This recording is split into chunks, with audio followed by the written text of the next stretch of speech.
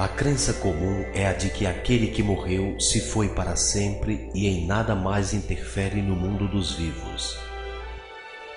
Mas o Espiritismo nos demonstra concretamente que o intercâmbio entre os filhos de Deus, encarnados e desencarnados, é ininterrupto.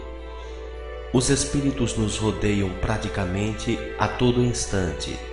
Há quem sinta sutilmente impressões dessas aproximações, bem como aos médiuns ostensivos, que mantêm contato direto com essas entidades.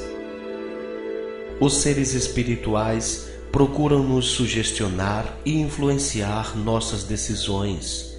Os espíritos elevados nos dirigem para o bom caminho, porém, os espíritos mais imperfeitos podem nos sugerir maus conselhos.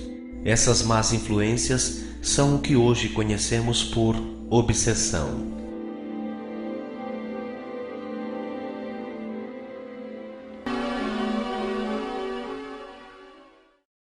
É da vontade de Deus que seus filhos se confraternizem e auxiliem no seu progresso mútuo, mesmo estando em planos existenciais diferentes.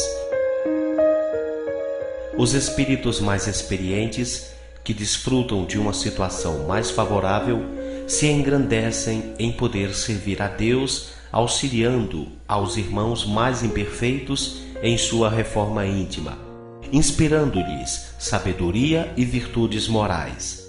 Esta a prazerosa ocupação dos seres que já alcançaram a perfeição ou dos que já trilharam boa parte da estrada evolutiva.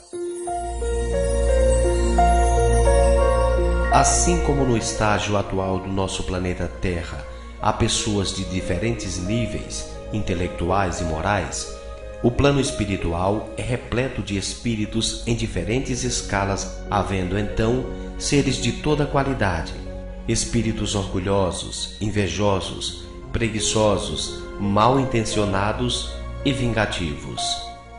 Também a estes Deus concedeu a capacidade de intervenção na vida humana, como prova e aprendizado para os homens, a fim de que eles busquem sua autoafirmação, ao mesmo tempo em que ensejem aos espíritos a oportunidade de refazimento, ao verem a resistência salutar daqueles a quem porventura persigam.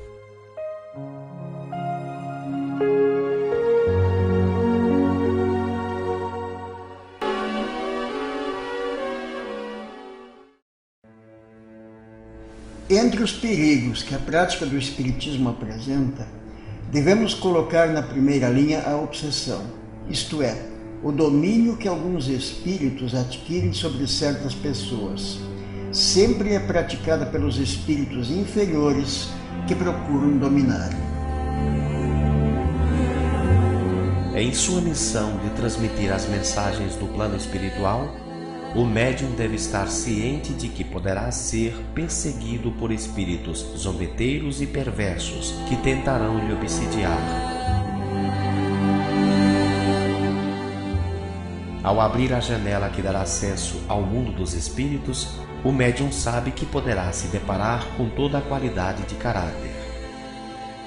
Na obsessão simples, o primeiro estágio, um espírito malvado persiste em interferir no trabalho do médium, tentando impedir seu contato espiritual ou se apresentando no lugar dos que são evocados. Entre outras formas de perturbar, o obsessor dessa categoria pode tentar provocar manifestações físicas, como arrastar objetos e provocar ruídos, para imprimir medo e intimidar o serviço mediúnico. O médium sente a influência desses espíritos mal intencionados e, firmando-se no seu bom propósito, pode facilmente se desvencilhar dessas interferências. A fascinação tem consequências mais graves. O obsessor age sutilmente, tentando imprimir suas influências negativas no pensamento daquele a quem persegue, como se fossem ideias do próprio médium. O fascinador inspira sentimentos de autovalorização, exaltando o orgulho e a vaidade, tentando fazer com que o médium fascinado se julgue sempre certo, torne-se interesseiro, rejeite bons conselhos e se afaste de quem lhe possa ajudar. Se não desenvolver autodefesa contra a fascinação, o médium pode ser levado ao terceiro e mais sério grau de obsessão, que é o da subjugação, qual seja a paralisação através da ação mental que um espírito determina sobre a vontade de outro. Nesse nível, o obsessor praticamente domina as ações mentais e físicas de sua vítima, a exemplo do que comumente se chama de possessão. O subjugador pode provocar ilusões, infundir sentimentos de angústia profunda e levar o médium a situações ridículas e dolorosas que vulgarmente se diagnostica como loucura. No passado, a ciência acreditava todos os eventos dessa natureza a distúrbios cerebrais, mas hoje a Organização Mundial de Saúde já admite o caráter de interferência espiritual na consciência do paciente. O Código Internacional de Doença, CID-10, item 44, inclui e define oficialmente o estado de transe e possessão mediúnica.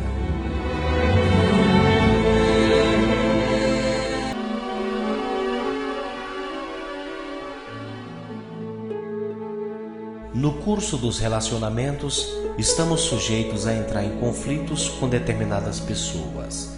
Enquanto que alguns desses contratempos se perdem no esquecimento, outros são conservados e potencializados ao estágio de ódio, despertando o nefasto sentimento de vingança.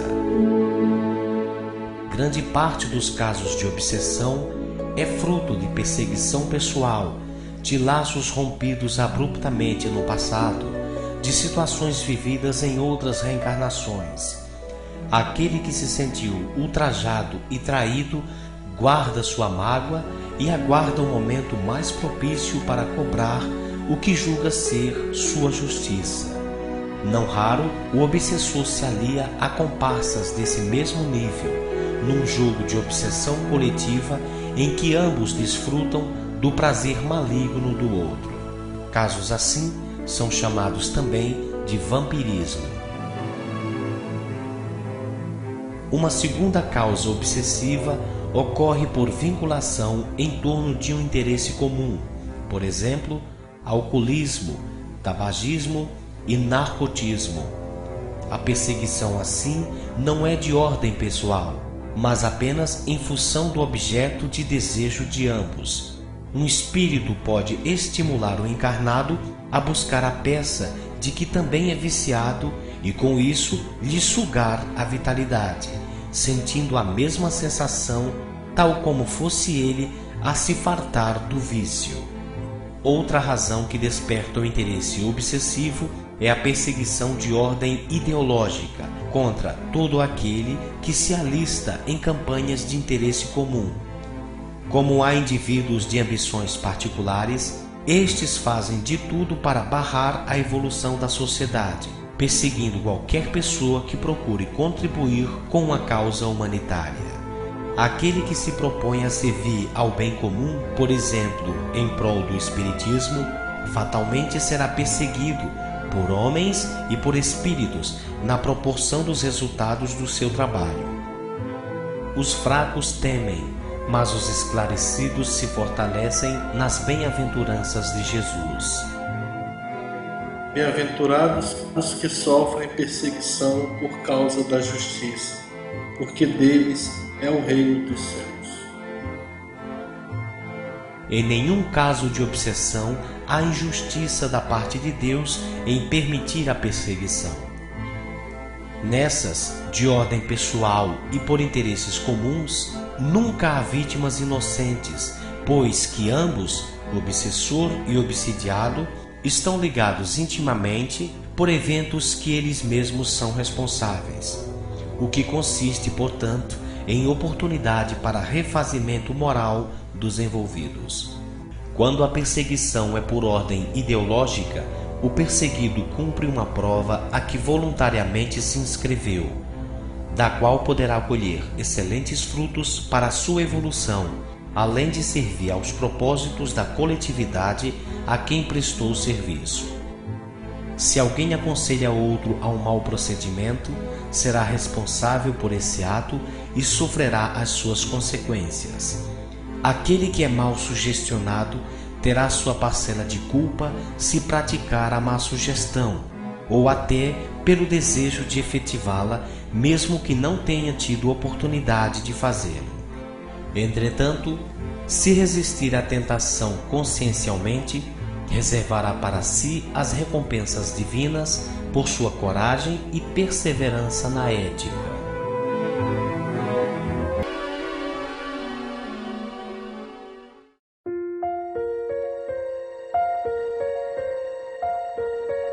Para não ser enganado e mal influenciado nem por homens, nem por espíritos, o indivíduo tem que se valer das suas virtudes morais e pelo conhecimento das coisas, porque os bons não se comprazem em fazer o mal e os sábios não se fascinam com as coisas inferiores. Conforme a lei de atração, a ação mental dos bons pensamentos, o estudo construtivo, o trabalho digno e a oração sincera são eficazes métodos de prevenção contra o ataque de qualquer espécie. Por esses semelhantes esforços, Deus concede o amparo e a boa inspiração dos seus missionários. A caridade para com todos estabelece laços fortes de respeito e amizade, evitando assim os conflitos pessoais e possíveis inimigos. Se já houver qualquer discórdia, prevalece o ensino cristão. Reconcilia-te depressa com o teu desafeto, enquanto estás no caminho com ele, para que não aconteça que o adversário te entregue ao juiz, e o juiz te entregue ao oficial, e te tranque na prisão. Em verdade te digo que de maneira nenhuma sairás dali, enquanto não pagares o último ceitil. Em tempos remotos, quando se acreditava na ação dos demônios sobre os homens, a obsessão por vezes era tratada com rituais como o exorcismo. A proposta espírita para a desobsessão baseia-se na reforma íntima dos envolvidos, obsidiado e obsessor, pela educação moral e desvinculação com os objetos nocivos que os unem. O obsessor já não é uma figura satânica, mas um irmão enfermo e sofredor de seu próprio atraso evolutivo, mas que tem todo o potencial para desenvolver seu progresso moral e intelectual e, portanto, merecedor de nossa compreensão e auxílio. Na obsessão simples, o próprio médium pode dar o exemplo de boa conduta e desestimular seu obsessor da perseguição, ou mesmo convencê-lo a repensar suas atitudes. Quando a determinação de um homem em combater seu vício é forte o bastante para não mais ser influenciado por obsessores vampiros, estes o abandonam envergonhados por não mais exercerem seu domínio sobre sua antiga vítima. Todavia, nos casos graves em que o obsidiado não encontra em si as forças necessárias para o seu refazimento, se torna necessária a intervenção fraterna de seus irmãos. É o caso da fascinação e da subjugação. A subjugação corporal tira muitas vezes do obsidiado a energia necessária para dominar o mau espírito. Daí o fato de se tornar preciso a intervenção de um terceiro que atue ou pelo magnetismo ou pelo império da sua vontade. Só a um ser moralmente superior ao espírito é dado assumi-lo e seu poder será tanto maior quanto maior for a sua superioridade moral, porque então se impõe aquele que se vê forçado a se inclinar diante dele. A doutrina espírita tem tirado muitas pessoas da depressão, livrando-as da classe da loucura e evitando que cometam atrocidades e até suicídios. As casas espíritas bem estruturadas oferecem eficiente tratamento espiritual de desobsessão, ajudando na desvinculação obsessiva, desfazendo as ligações energéticas negativas entre os envolvidos e encaminhando-os, obsessores e obsidiados, a orientações positivas para que se reconciliem e cada qual promova a sua evolução pessoal.